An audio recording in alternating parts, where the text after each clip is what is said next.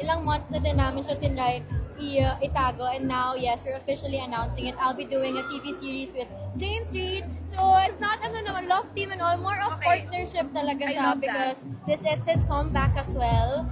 And may mga iba bang kailangan silang abangan in the coming weeks kung sino pa ibang makakasama namin. Very refreshing, hopefully. Maganda, ang ganda-ganda ng concept na tong series na to. So, it's something na kailangan nilang abangan. What appealed to you nung inilatag sa'yo yung storya ng Dreamscape? Ang dami ko kasi kinonsider, but maybe just like with my other projects, whether it's a TV series or a movie or pelikula man yan, kung ano yung what feels right. And out of all the stories that they have presented, parang this one yung parang something na gusto kong gawin. Kasi it's not just, about love story, it's about friendship, family, and it's about women.